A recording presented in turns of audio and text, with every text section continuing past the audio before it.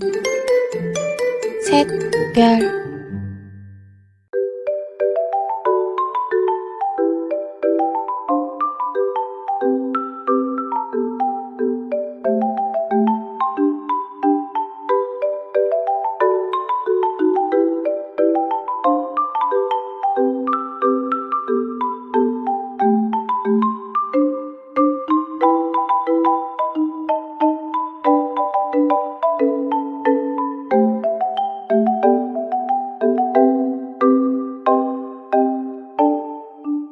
Assalamualaikum Bu, saya Nahda, konselor ibu yang waktu itu pernah curhat tentang masalah saya. Waalaikumsalam. Oh iya, Ibu ingat. Eh, Hari ini saya mau konseling lagi Bu. Iya, Apa bisa Bu? tentu bisa. Jadi, apa yang bisa saya bantu? Jadi gini Bu, saya itu orangnya moodnya mudah berubah-ubah setiap saat. Mood saya itu naik turun. Jadi bagi saya mood saya ini mengakibatkan sangat susah untuk beradaptasi dengan teman-teman saya lainnya. Nah, karena mood saya yang seperti ini, orang rumah seperti orang tua saya biasanya marah. Saya itu kalau kemudian suka marah-marah, bahkan banting-banting barang yang ada di rumah. Dan orang tua saya pun marah. Terus pada akhirnya orang tua saya ngasih beberapa saran. Tapi hal itu tidak berjalan dengan mulus. Semua yang dilakukan sia-sia, bahkan tidak ada solusinya sampai sekarang. Baiklah, dari yang Nahda ceritakan tadi, di sini Ibu pakai teknik flagging the files. Jadi teknik ini digunakan untuk mengidentifikasi kendala-kendala masalah dan juga untuk mengatasi kendala tersebut.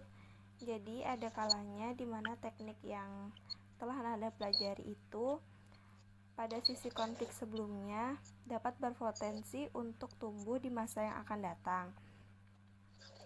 Jadi memang terkadang itu dalam berbagai situasi Nahda bisa menemukan hal tersebut, dan hal itu memang terkadang membuat kamu sangat frustasi, dan hal ini akan terus bermunculan di masa yang akan mendatang. Jadi untuk itu kita memang harus memikirkan masa depan atau tidak hal ini akan terulang kembali. Jadi kamu dalam melakukan hal menerapkan teknik-teknik dan keterampilan yang sudah kamu lakukan pada sesi konseling ini, ada kalanya teknik-teknik itu atau keterampilan sebelumnya tidak berkecil. Jadi kita akan mengatasi hal tersebut dan akan mendiskusikannya. Nah, jadi biasanya hal ini yang membuat kamu itu merasa mudah stres hingga melampiaskan ke barang-barang tersebut sampai merusaknya ya. Ada beberapa faktor Bu. Salah satunya itu ketika saya capek di pekerjaan, capek kuliah, capek di faktor ekonomi, seperti gajian yang terlambat, dan juga sering mendengar ucapan-ucapan orang luar yang kadang tidak enak didengar. Dan lagi saya menghadapi masalah-masalah di luar, seperti circle pertemanan dan juga masalah yang ada di dalam rumah. Dan dengan membanting serta merusak barang adalah cara saya melampiaskan kemarahan saya. Jadi selama ini seberapa sering Nahda merasa mudah stres?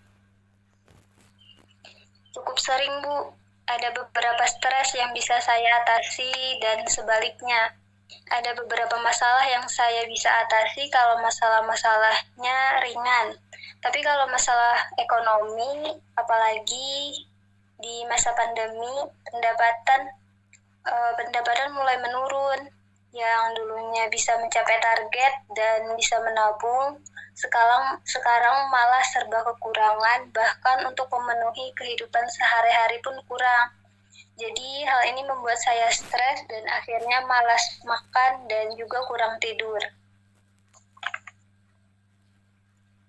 Dari yang telah Nahda ceritakan tadi, Ibu merasa stres ini sering muncul pada saat kamu bermasalah terhadap keuangan, mood, perekonomian keluarga, dan juga dengan circle satu kuliah. Seperti itu ya?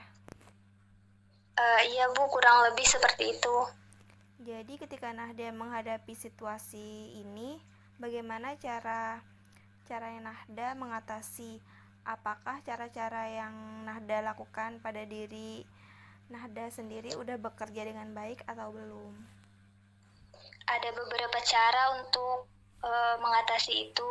Biasanya saya cerita sama teman dan juga saya sering mendengarkan musik dan juga jalan bareng sama teman, dan hal ini saya menyebutnya dengan menghilangkan rasa gabut dengan muter-muter di jalan. Jadi dengan melakukan hal tersebut, emosi yang saya rasa tersalurkan ke sana. Oh, jadi seperti itu ya. Dari yang kamu ceritakan tadi, Ibu lihat kamu ini menerapkan sikap yang realistis terhadap perasaan dan juga pemikiran untuk menghadapi situasi yang kamu alami dan membantu menghadapi masalah kamu. Lalu dari teknik-teknik yang kamu terapkan tadi, seberapa efektifnya berjalan? Sebenarnya saya sudah lumayan efektif yang sudah saya kerjakan tadi. Jadi bisa dikatakan teknik-teknik yang kamu lakukan tadi bisa dilakukan dapat melampiaskan emosi kamu, benar begitu? Iya Bu, begitu.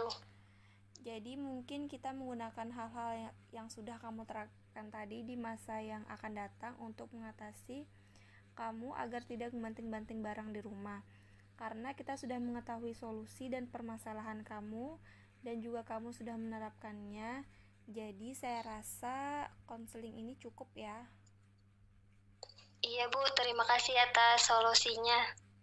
Iya, sama-sama Nahda. Assalamualaikum warahmatullahi wabarakatuh Bu.